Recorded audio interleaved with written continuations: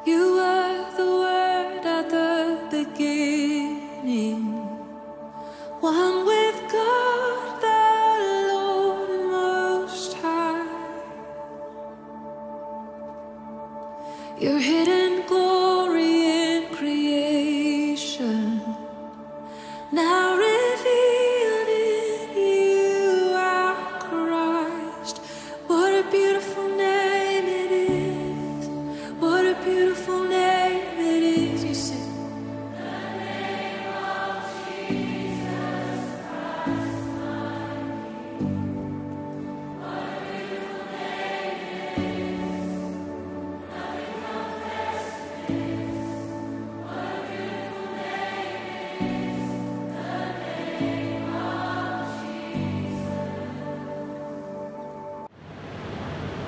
Selamat pagi teman-teman.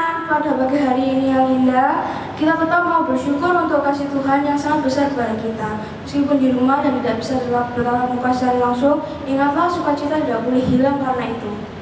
Firman Tuhan berkata kepada kita, hati yang gembira adalah obat yang manjur, tetapi semangat yang patah mengeringkan tulang.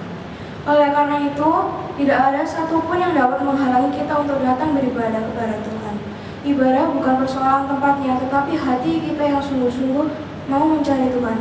Saya mengundang teman-teman untuk mengambil sikap berdiri. Mari teman-teman kita mempersiapkan diri kita untuk bersaat teduh. Pertolongan kita adalah dalam nama Tuhan yang menjadikan langit dan bumi dan segala isinya. Ia yang tidak pernah meninggalkan hasil perbuatan tangannya. Turunlah kiranya ke atas kita sekalian kasih karunia dan damai sejahtera dari Allah Bapa, Allah Putra, dan Allah Roh Kudus. Amin. Mari teman-teman bersama-sama kita memuji dan meninggikan nama Tuhan dengan pujian layak dipuji disembah.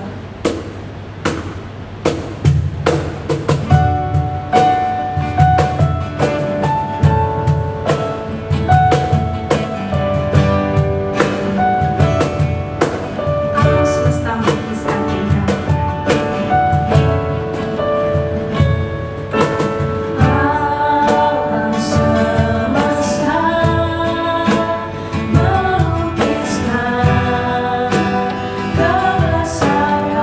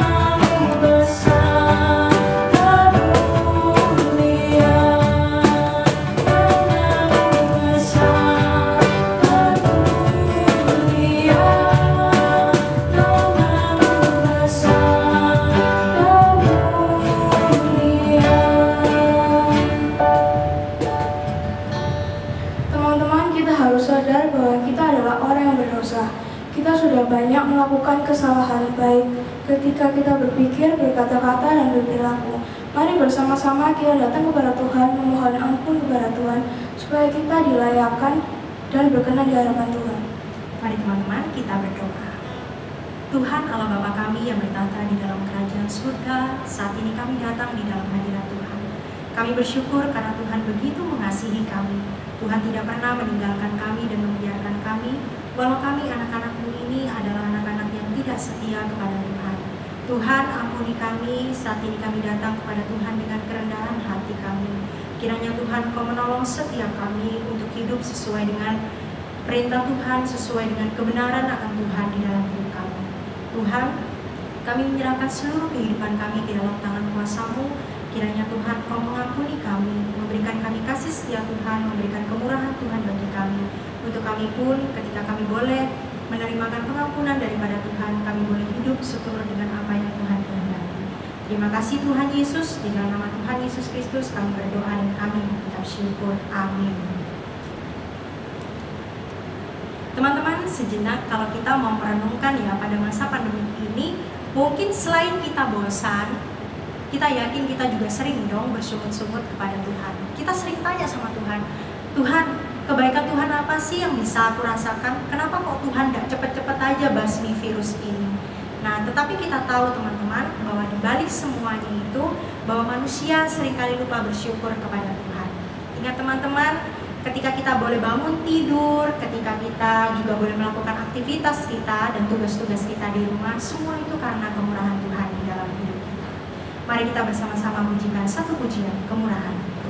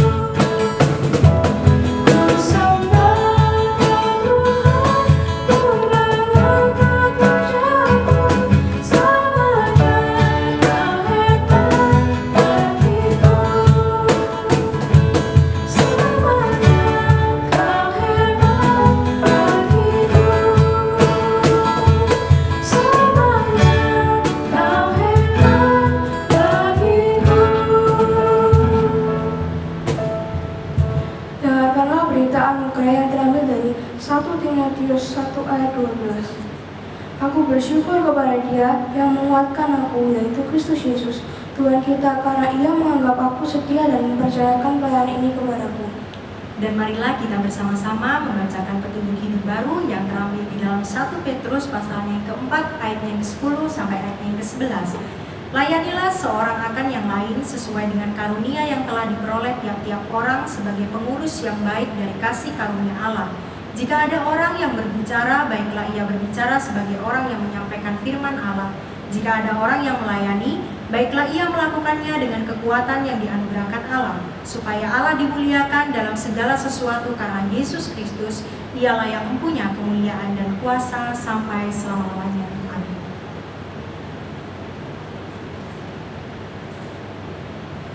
Teman-teman, kita adalah surat terbuka untuk menyatakan Kristus.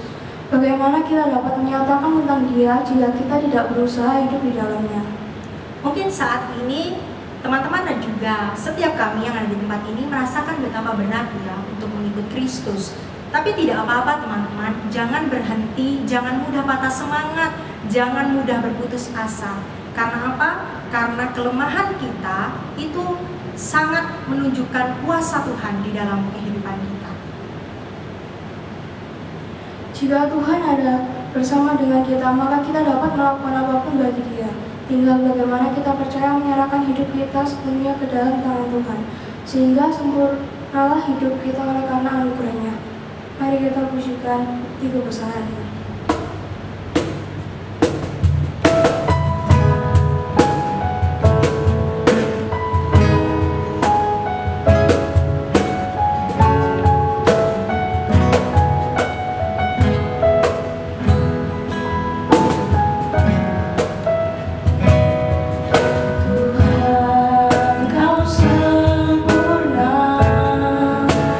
Dalam rencana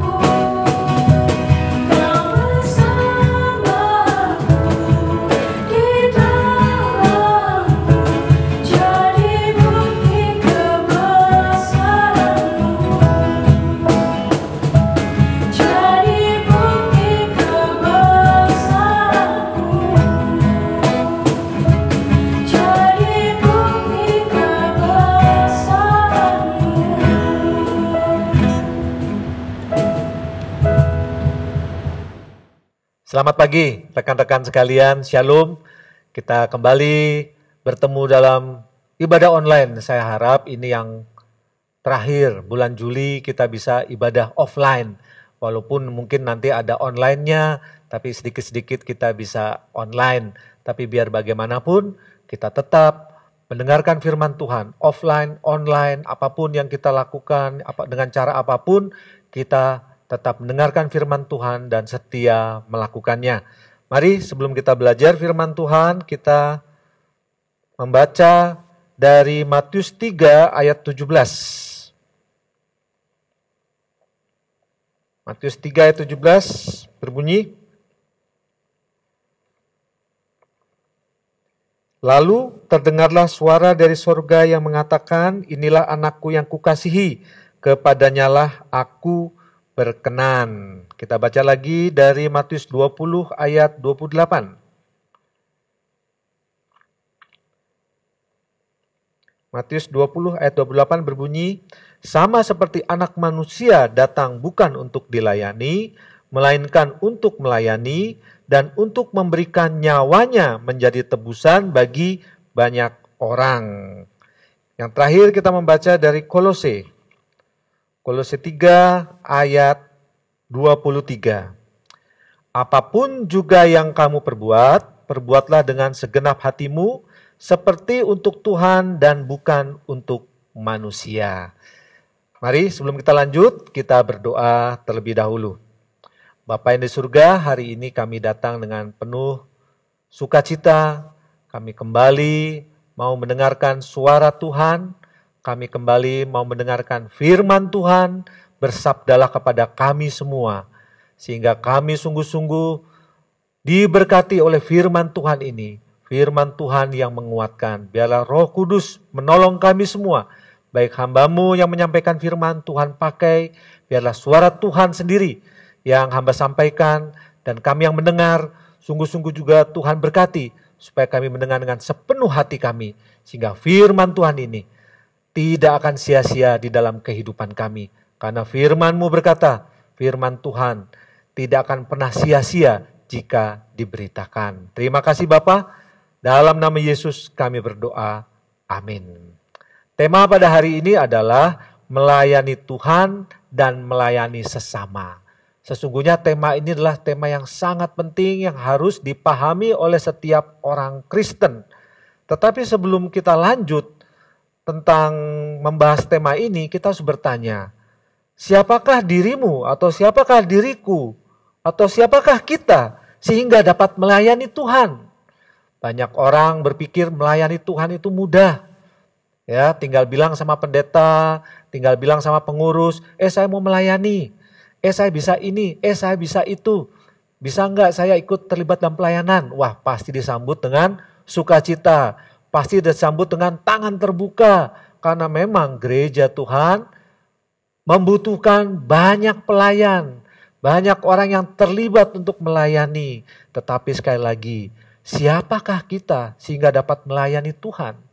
Kalau kita berpikir tentang Tuhan, Tuhan itu maha suci. Tuhan itu maha mulia. Tuhan itu melampaui akal pikiran kita.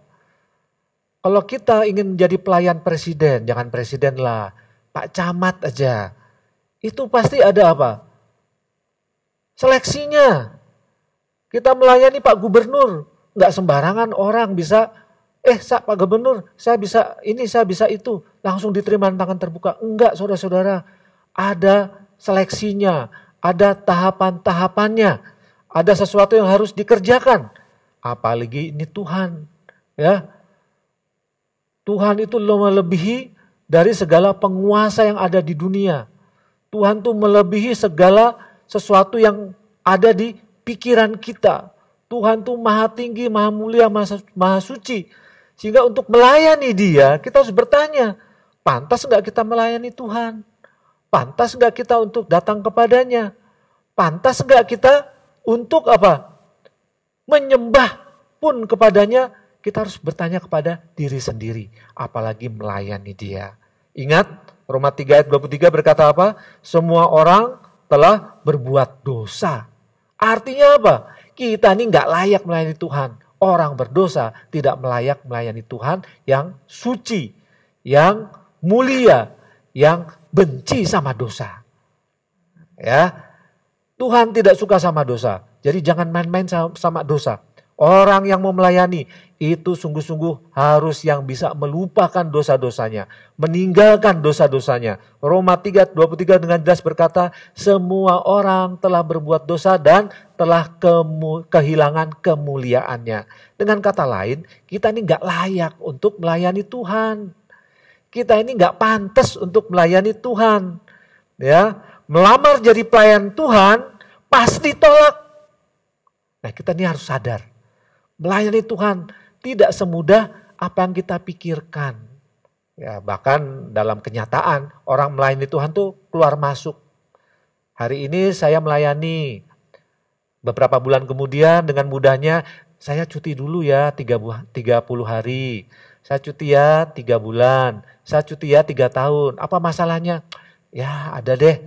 Nah habis itu gak sampai 3 tahun misalnya ya. Datang lagi. Nggak jadi deh saya mau melayani lagi. Wah, enak melayani Tuhan keluar masuk. Ya, nggak seperti itu. Kalau kita lihat natur kita ini orang berdosa. Tidak layak melamar jadi pelayan Tuhan. Pasti ditolak, maka kita akan malu sendiri. Ya, kita akan malu sendiri waktu menulis kurikulum vitae.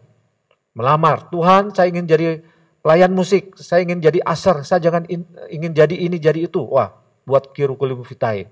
Ya, saya berbuat baik ini, saya berpengalaman ini. Tapi juga saya berbuat dosa ini. Waduh, saudara-saudara, tidak layak untuk melayani Tuhan. Jadi bagaimana? Apakah kita tidak bisa melayani Tuhan? Tuhan itu luar biasa. Justru Tuhan ingin kita melayani Dia. Kita ini ciptaannya. Kita ini apa? Dikasihinya.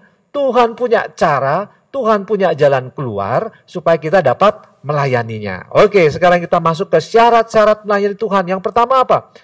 Kita melayani Tuhan harus berkenan pada Tuhan. Kita baca tadi ya, Matius 3:17 berkata apa? Waktu Tuhan Yesus sudah dibaptis, dia keluar dari air, lalu Tuhan Bapa di surga berkata, dari surga berkata apa? Inilah anak yang kukasihi, kepadanya lah aku berkenan kepadanya. Setelah Tuhan Yesus dibaptis, ada suara dari surga demikian, Tuhan Yesus baru melayani di dunia. Ya, waktu Tuhan berkenan pada Tuhan Yesus, Bapa di surga berkenan pada Tuhan Yesus, lalu Tuhan Yesus melayani di dunia. Demikian pula dengan kita. Kalau kita mau melayani Tuhan, harus ada perkenanan Tuhan. Tuhan sungguh-sungguh mau kita layani. Ya, Tuhan sungguh-sungguh mau kita berbuat sesuatu untuk Tuhan.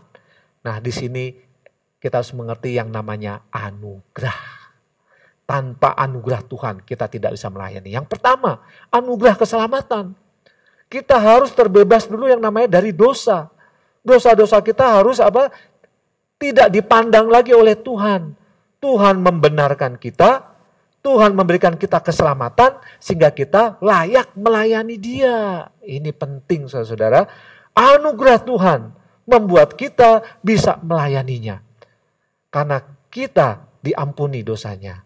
Karena kita dianugerahi keselamatan, kita layak datang kepadanya. Ini penting. Jadi melayani Tuhan itu anugerah. Kalau Anda, kalau saudara, kalau kamu diberi pelayanan, ada kesempatan melayanan. Ini anugerah yang tanpa kita sadari bahwa untuk melayani itu harganya sangat mahal. Kita bisa melayani Tuhan, itu karena Tuhan sudah berkorban untuk kita. Dia mati di kayu salib menanggung dosa kita, sehingga dosa-dosa kita tidak diperhitungkannya, kita mendapatkan anugerah keselamatan. Barang siapa percaya kepadaku tidak lagi di bawah hukuman, tapi justru mendapatkan hidup yang kekal. Kita dibebaskan dari dosa, maka Allah berkenan pada kita untuk melayaninya. Jadi teman-teman ya sekalian, kalau kita bisa melayani, ayo melayani dengan sungguh-sungguh. Melayani dengan sukacita. Karena untuk melayani Tuhan harganya sangat mahal. Yaitu apa? Tuhan sendiri yang membayar dengan darahnya. Supaya kita layak melayani Dia. Paham ya? Jadi pelayanan itu bukan sesuatu yang remeh-temeh. Bukan sesuatu yang sembarangan. Bisa keluar masuk seenaknya. Hari ini hati saya gak suka, mutung. Hari ini senang hati saya datang lagi untuk melayani. Hari ini saya malas, saya gak ke gereja. Hari ini saya semangat. Karena ada yang ngesir saya misalnya, wah saya datang melayani. Bukan seperti itu saudara-saudara. Ya, melayani itu anugerah dan kita harus gunakan kesempatan melayani dengan sungguh-sungguh. Karena tidak setiap orang bisa melayani. Ini pengalaman ini ya, pengalaman. Pada satu kali ada orang sudah lama melayani.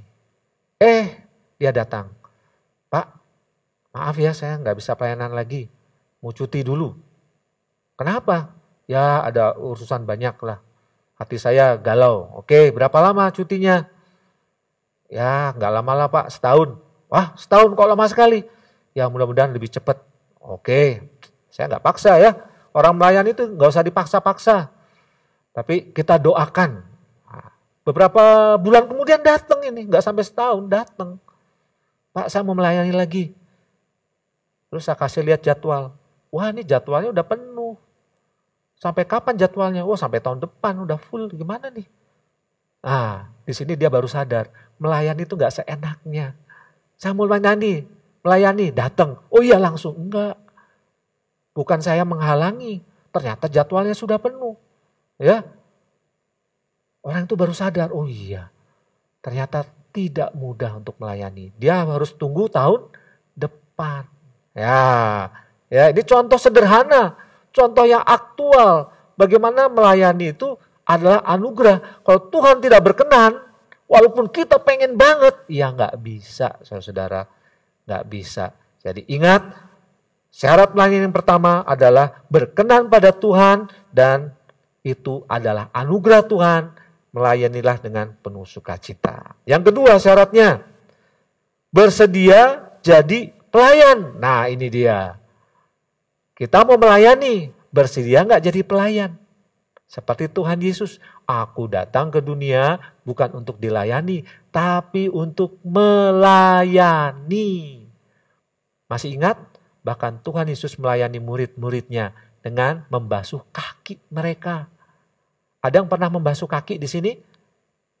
Oh iya, kaki sendiri ya. Oke ya. Pernah membasuh kaki orang lain? Ada yang pernah? Ya, mungkin dalam suatu acara di sekolah atau di gereja ada pembasuhan kaki atau kepada orang tua ya. Itu tanda apa? Tanda kerendahan hati untuk melayani. Tuhan Yesus membasuh kaki murid-muridnya karena murid-muridnya tidak ada yang mau membasuh kaki orang lain. Konteksnya pada saat itu ya, perjamuan malam terakhir, orang-orang kalau mau masuk ruangan harus cuci kaki dulu. Ada pelayan yang membasuh kaki. Waktu mereka masuk semua tidak ada satu orang pun yang mau membasuh kaki. Lalu Tuhan Yesus memberi contoh. Mau melayani Tuhan harus mau jadi pelayan. Bersedia jadi pelayan. Tuhan Yesus memberi contoh dengan membasuh kaki. Aku datang bukan untuk dilayani tapi untuk melayani. Nah, di sini temanya menjadi nyambung ini. Melayani Tuhan dan sesama. Bersedia jadi pelayan, ya, jadi pelayan Tuhan, kita juga harus membuktikannya dalam kehidupan sehari-hari, yaitu melayani sesama. Kita harus mau memperhatikan sesama. Kita harus bisa memperhatikan orang lain. Nah, ingin jadi pelayan Tuhan, kita harus menjadi juga pelayan sesama manusia. Seperti Tuhan Yesus memberi contoh, aku datang bukan untuk dilayani, tetapi untuk melayani. Melayani siapa? Melayani manusia. Kita pun demikian, melayani Tuhan harus dibuktikan melayani sesama manusia, melayani orang tuamu, melayani adikmu, kakakmu, teman-temanmu. Ya, apakah kita jadi orang yang rendah? Enggak. Justru Tuhan berkata, jika engkau ingin menjadi yang terbesar, maka engkau harus menjadi yang terkecil. Jika engkau ingin yang tertinggi, maka engkau harus menjadi yang terendah. Artinya apa? Kita memiliki sikap untuk memandang orang lain berharga. Orang lain itu penting. Bukan hanya diri sendiri yang dipentingkan. Tapi dengan sikap seperti itu, Tuhan berkenan. Ya, jangan sampai kita sudah melayani capek-capek, kembali lagi pada syarat yang pertama. Kita tidak berkenan pada Tuhan. Sia-sia namanya. Tetapi kalau kita berkenan pada Tuhan, kita tahu anugerah Tuhan, dan kita sungguh-sungguh bersedia menjadi pelayan Tuhan, maka Tuhan akan memberkati pelayanan kita. Ya, supaya kita siap sedia terus melayani Tuhan, maka kita harus patuh pada SOP-nya, Standar Operating Procedure. Ya, kira-kira ya. Ya, betul ya. Standar Operating Procedure. Prosedur operasional standar. Apa itu? Kita harus senantiasa membaca firman Tuhan. Disitulah SOP-nya ada semua. Bagaimana melayani sesama. Bagaimana melayani Tuhan harus diwujudkan dalam melayani sesama. SOP-nya adalah membaca firman Tuhan. Ya, oleh karena itu saya dorong, ayo kita baca firman Tuhan setiap hari. Ya, setiap hari kita adakan saat teduh membaca firman Tuhan, berdoa supaya kita melayani Tuhan, melayani sesama dengan penuh ucapan syukur, dengan sungguh-sungguh dan selalu di dalam bimbingan Roh Kudus sehingga pelayanan kita berkenan kepadanya. Yang terakhir, Tuhan Yesus berkata begini, aku datang ke dunia bukan untuk dilayani, tapi untuk melayani. Bahkan aku bersedia rela memberikan nyawaku. Wah, melayani Tuhan harus bersedia memberikan nyawa. Bersedia? Firman Tuhan berkata, siapa mempertahankan nyawanya karena aku, dia akan kehilangan nyawanya.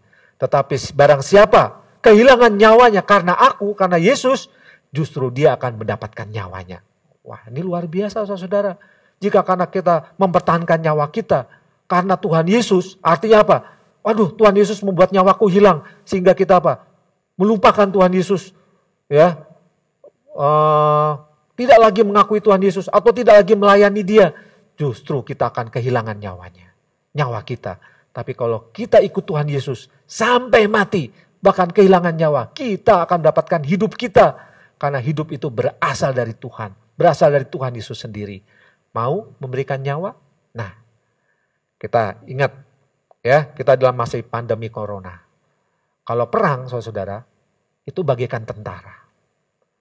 Tentara itu, dia dalam masa damai, mungkin gak ada kerjaan, mungkin ya, padahal kerjanya banyak ya. Tapi tugas utamanya berperang itu gak ada. Tapi dia harus siap sedia untuk berperang. Sehingga pada saat ada perang, ada kerusuhan atau ada diperlukan tenaganya, dia siap berangkat. Dan dia siap memberikan nyawanya. Betul? Seperti dokter, saudara. Dokter dulu gak pernah kepikiran. Ya, kita gak pernah kepikiran, saya pun gak pernah kepikiran. Ternyata dokter pada saat pandemi seperti ini, ya, dia siap mempertaruhkan nyawanya. Kita harus berdoa untuk para dokter karena mereka ini sekarang bagaikan tentara. Kalau dia karena takut kehilangan nyawanya sehingga dia keluar dari profesi dokter. Padahal dia seorang dokter. Waduh, masyarakat akan mencela. Katanya dokter. Tapi begitu diperlukan karena takut kehilangan nyawanya. Ya, dia keluar dari dokter. Tapi yang terjadi saudara, banyak dokter mati dalam ladang pertempuran karena COVID-19 ini. Itu loh mereka sungguh-sungguh melayani sesama. Dengan memberikan nyawanya pun mereka tidak takut. Karena itu panggilan mereka. Ya, luar biasa. Sekarang apakah cuma dokter, tentara yang memberikan nyawanya? Kita semua memberikan nyawanya. Masih ingat ada seorang pendeta sedang di mimbar ditembak teroris di Palu sana? Ya, itu mati syahid teman-teman. Ya, dia mati dalam tugasnya, itu sangat mulia. Memberikan nyawanya kita nggak tahu. Tapi pada saat kita kehilangan nyawanya, kalau kita tetap setia pada Tuhan Yesus, itu nggak masalah. Karena apa? Hidup kita sudah dijamin. Dan kita akan menerima hidup kekal. Siapapun harus rela memberikan nyawanya kalau mengikuti Yesus. Artinya apa? Kita mengikuti Yesus sampai kita dipanggil Tuhan. Sampai ajal menjemput kita. Kita tetap sedia. Kita tetap setia. Baik aman atau tidak aman. Kondisi damai atau perang. Kondisi nyaman atau tidak nyaman. Kita tetap siap sedia. Tetap setia mengikuti Yesus. Melayani Yesus. Sampai dipanggil Tuhan. Bahkan dalam melayani sesama, ya, kita harus sungguh-sungguh rela. Kita harus sungguh-sungguh dengan sepenuh hati.